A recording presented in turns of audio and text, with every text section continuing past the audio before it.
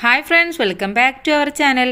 6ാം ക്ലാസ്സിലെ അടിസ്ഥാന പാഠാവലി അർദ്ധവാർഷിക മൂല്യനിർണ്ണയം അഥവാ ക്രിസ്മസ് പരീക്ഷയുമായി ബന്ധപ്പെട്ട ചോദ്യപേപ്പറും അവയുടെ ഉത്തരങ്ങളുമാണ് നമ്മൾ നോക്കുന്നത്. അപ്പോൾ ഇത് 2022-23 അഥവാ കഴിഞ്ഞ വർഷത്തെ ക്വസ്റ്റ്യൻ പേപ്പറാണ്. അപ്പോൾ എന്തൊക്കെ ക്വസ്റ്റ്യൻസ് ആണ് വന്നിട്ടുള്ളത്, ആൻസേഴ്സ് എന്തൊക്കെയാണെന്ന് നോക്കാം. റെഡിയാണോ? ഓക്കെ, ഇവിടെ ഒന്നാമത്തെ പ്രവർത്തനം കണ്ടെത്താം എഴുതാം എന്ന പ്രവർത്തനമാണ്.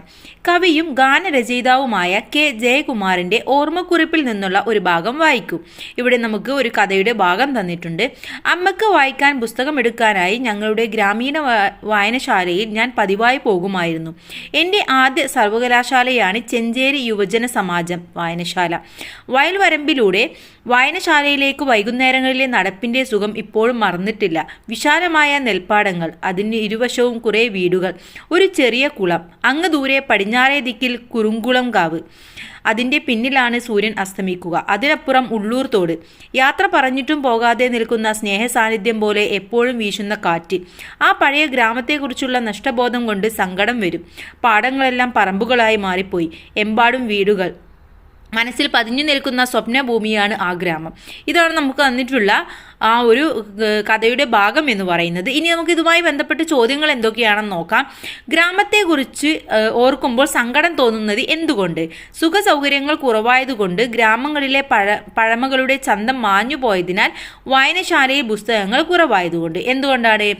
ഗ്രാമങ്ങളിലെ പഴമകളുടെ ചന്തം മാഞ്ഞു പോയതിനാലാണ്. ഓക്കെ, ഇനി യാത്ര പറഞ്ഞിട്ടും പോകാതെ നിൽക്കുന്നത് ആര്? കാറ്റ്, മേഘം, സൂര്യൻ. ആരായിരുന്നു? കാറ്റാണ്. 3, രചയിതാവിൻ്റെ സ്വപ്നഭൂമിയായ ഗ്രാമം എങ്ങനെയുള്ളതാണ്? ഗ്രാമീണതയുള്ള നാട്, നഗരത്തിൻ്റെ തിരക്കുള്ള നാട്, എമ്പാടും വീടുകളുള്ള നാട്. എങ്ങനെയായിരുന്നു? ഗ്രാമീണതയുള്ള നാടാണ്. 4, വൈകുന്നേരങ്ങളിൽ എഴുത്തുകാരൻ പോയിരുന്നത് എങ്ങോട്ടാണ്? കുറുങ്കുളം കാവിലേക്ക്, വായനശാലയിലേക്ക്, ഉള്ളൂർ തോട്ടിലേക്ക്. എങ്ങോട്ടാണ്? വായനശാലയിലേക്കാണ് അല്ലേ. ഇനി 5, കെ ജയകുമാർ ആദ്യ സർവകലാശാലയായി വിശേഷിപ്പിച്ചത് എന്തിനെയാണ്? വായനശാല, ഗ്രാമം, വിദ്യാലയം. എന്തിനെയാണ്? വായനശാലയെ ആയിരുന്നു. അപ്പോൾ ഇതൊക്കെയാണ് ഇതിൻ്റെ ചോദ്യങ്ങളും ഉത്തരങ്ങളും. അപ്പോൾ ഇത്തരത്തിലുള്ള ഒരു എന്തെങ്കിലും ഒരു കവിതാഭാഗമോ അല്ലെങ്കിൽ കഥാഭാഗമോ എന്തെങ്കിലും തന്നിട്ട് അതുമായി ബന്ധപ്പെട്ടുള്ള ചോദ്യങ്ങളായിരിക്കും ആദ്യത്തെ സെക്ഷനിൽ വരുന്നത്. ഇനി അടുത്തത് പ്രവർത്തനം 2 വിശകലന കുറിപ്പ് തയ്യാറാക്കാനാണ് പറഞ്ഞിട്ടുള്ളത്. ഇവിടെ താഴെ കൊടുത്ത ശൈലി ശ്രദ്ധിക്കൂ. എന്താണ് തന്നിട്ടുള്ളത്? ഇക്കരെ നിൽക്കുമ്പോൾ അക്കരെ പച്ച എന്നാണ് പറഞ്ഞിട്ടുള്ളത്. അകലെയുള്ളതോ അടുത്ത് പരിചയമില്ലാത്തതോ ആയ കാര്യങ്ങൾ കേമമാണെന്ന് തോന്നും എന്നാണ് മുകളിലെ ശൈലിയുടെ അർത്ഥം എന്ന് പറയുന്നത് അല്ലേ. ഇക്കരെ നിൽക്കുമ്പോൾ അക്കരെ പച്ച എന്ന് പറയുന്നത് ഇക്കരെയുള്ളത് അത്ര പരിചയമില്ല, പക്ഷെ അക്കരെയുള്ളതാണ് നമുക്ക് കേമം എന്ന് തോന്നുന്നത്.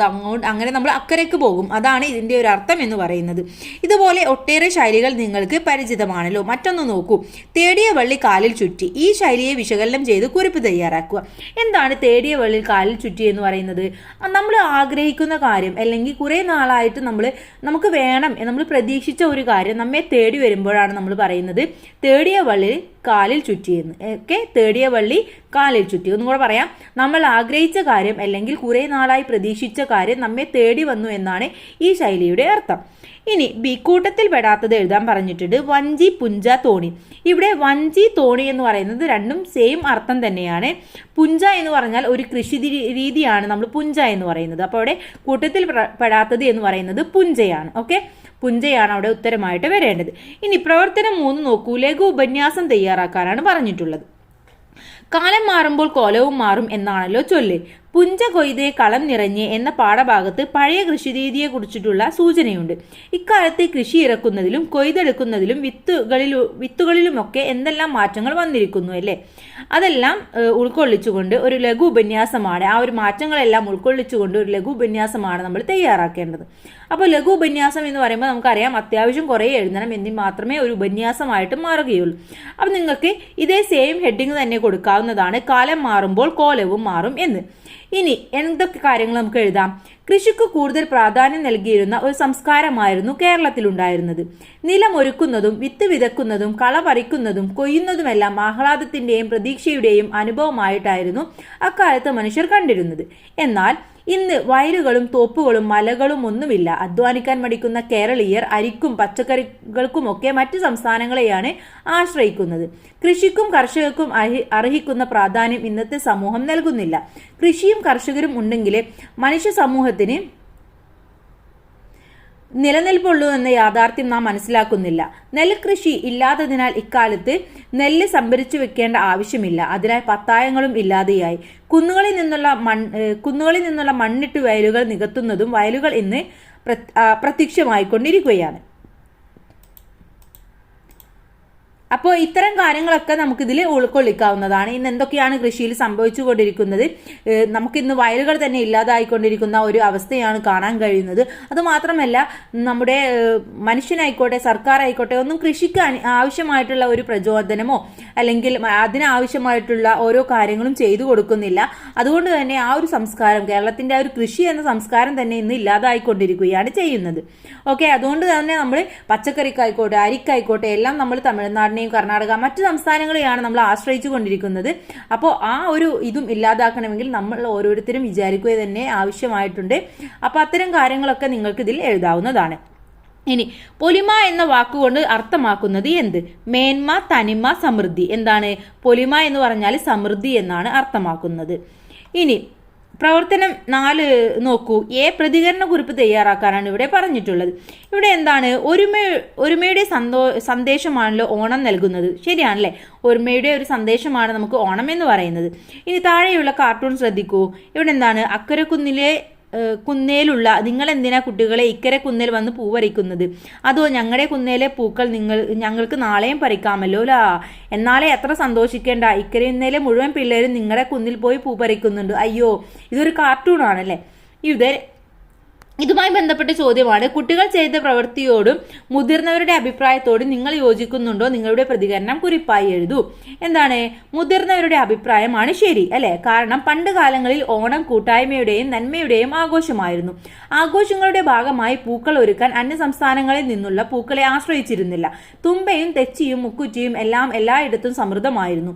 ഐശ്വര്യവും സമൃദ്ധിയും നിറഞ്ഞ ഒരു കാലത്തെക്കുറിച്ചുള്ള ഈ കാർട്ടൂൺ ഓർമ്മിപ്പിക്കുന്നത്. കാരണം ഇക്കരെ കുന്നിലുള്ള കുട്ടികൾ അക്കരെ കുന്നിലും പോയി, അക്കരെ കുന്നിലെ കുട്ടികൾ ഇക്കരെ കുന്നിലും വന്നു. അഥവാ അവിടെയും ഇവിടെയും ഒക്കെ പൂക്കൾ ഉണ്ടായിരുന്നു. അപ്പോൾ ഓരോ കുട്ടികളും അങ്ങോട്ടും ഇങ്ങോട്ടും പോയിരുന്നു. അവർ ഒരിക്കലും ഒരു അന്യ സംസ്ഥാനത്തെയോ മറ്റോ ഒന്നും ആശ്രയിച്ചിരുന്നില്ല. ഓക്കെ, ഇനി പിള്ളേരോണം എന്ന വാക്കുകൊണ്ട് അർത്ഥമാക്കുന്നത് എന്ത്? കുട്ടികളുടെ ഓണം, മുതിർന്നവരുടെ ഓണം, കർക്കിടത്തിലെ തിരുവോണം. ഏതാണ്? കുട്ടികളുടെ ഓണം എന്നാണ് അർത്ഥമാക്കുന്നത്. ഇനി 5ാമത്തെ പ്രവർത്തനമാണ് നമുക്ക് നോക്കാനുള്ളത്. ഇവിടെ കഥാപാത്ര നിരൂപണം തയ്യാറാക്കാനാണ് പറഞ്ഞിട്ടുള്ളത്. എന്താണ്? സ്നേഹം എന്ന ഒരു കഥയാണ് തന്നിട്ടുള്ളത് അല്ലെ. ഇതിലെ മനുവിനെ കുറിച്ച് കഥാപാത്ര നിരൂപണമാണ് തയ്യാറാക്കേണ്ടത്.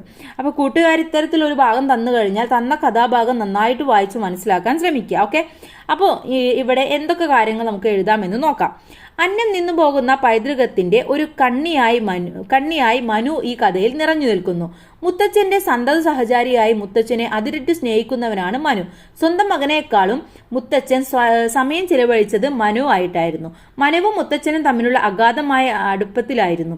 കൃഷിയെക്കുറിച്ച് മനു വളരെ കൃത്യമായി എല്ലാ കാര്യങ്ങളും മനസ്സിലാക്കിയിരുന്നു. ഇതിൽ നിന്നും മനുവിന് കൃഷിയോടുള്ള ആഭിമുഖ്യം മനസ്സിലാക്കാം. മുത്തച്ഛന്റെ വേർപാട് മനുവിനെ അഗാധമായ ദുഃഖത്തിലാഴ്ത്തി. അത്രമേൽ മുത്തച്ഛനെ അവൻ സ്നേഹിച്ചിരുന്നു. ഓക്കെ, അപ്പൊ ഇതാണ് ഒരു കഥാപാത്ര നിരൂപണം എന്ന് പറയുന്നത്. ഇനി ഉപ്പുകൊറ്റൻ ജാലവിദ്യ കൊണ്ട് അപ്പങ്ങളായി മാറ്റിയത് എന്താണ്? ഉപ്പുതരികള്, നെല്ലിക്കകള്, ചരൽക്കല്ലുകൾ. എന്തായിരുന്നു അവിടെ ഉത്തരം എന്ന് പറയുന്നത്?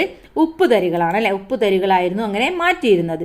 ഇനി പ്രവർത്തനം 6 ഓർമ്മക്കുറിപ്പ് തയ്യാറാക്കാം എന്നതാണ്. ഇവിടെ ഭുജാതനാവുക, ജനിക്കുക അല്ലെ. ഒരു വേർഡിന്റെ മീനിങ് ആണ് തന്നിട്ടുള്ളത്. റോസ്മേരിയുടെ ഓർമ്മക്കുറിപ്പ് വായിച്ചല്ലോ. സഹോദരങ്ങളുമായുള്ള കൂട്ടുകാരുമായുള്ള രസകരമായ ഓർമ്മക്കുറിപ്പ് എഴുതാനാണ് പറഞ്ഞിട്ടുള്ളത്. അപ്പോൾ നിങ്ങൾക്ക് ഒരുപാട് ഓർമ്മക്കുറിപ്പ് ഉണ്ടായിരിക്കാം. നിങ്ങൾക്ക് ഏതെങ്കിലും ഒരു ഓർമ്മക്കുറിപ്പ് നിങ്ങൾക്ക് ഇവിടെ എഴുതാവുന്നതാണ്. ഓക്കെ, ഇനി മുഖഛായ എന്ന വാക്കിന് യോജിക്കുന്നത് എന്ത്? മുഖവും ചായയും. മുഖമാകുന്ന ചായ, മുഖത്തിന്റെ ചായ. എന്താണ്? മുഖത്തിന്റെ ചായ എന്നുള്ളതാണ് ശരിയായ ഉത്തരം. ഓക്കെ, അപ്പൊ ഇത്രയുമാണ് ഈ ചോദ്യ പേപ്പർ എന്ന് പറയുന്നത്. എല്ലാ ചോദ്യവും നമ്മൾ ഡിസ്കസ് ചെയ്തു. ഇനി നിങ്ങൾക്ക് ഓർമ്മക്കുറിപ്പ് എങ്ങനെയാണ് എഴുതേണ്ടത് എന്ന് അറിയില്ല എന്നുണ്ടെങ്കിൽ തീർച്ചയായിട്ടും കമന്റ് ചെയ്യുക. നമ്മൾ അത് കമന്റ് ആയിട്ട് പിൻ ചെയ്ത് തരുന്നതാണ്. ഓക്കെ, അപ്പോൾ എല്ലാ ക്വസ്റ്റ്യൻ പേപ്പറും നമ്മൾ ഉടൻ തന്നെ അപ്ലോഡ് ചെയ്യുന്നതാണ്. അപ്പോൾ എല്ലാ കൂട്ടുകാരും നന്നായിട്ട് പഠിച്ച് എക്സാം എഴുതാൻ ശ്രമിക്കുക. അതുപോലെ തന്നെ ക്വസ്റ്റ്യൻ പേപ്പർ അനലൈസ് ചെയ്ത് കഴിഞ്ഞാൽ നിങ്ങൾക്ക് ഒന്നും കൂടെ മാർക്ക് സ്കോർ ചെയ്യാൻ കഴിയും. തീർച്ചയായും ചാനൽ സബ്സ്ക്രൈബ് ചെയ്യാൻ മറന്നു പോകരുത്. Thanks for watching.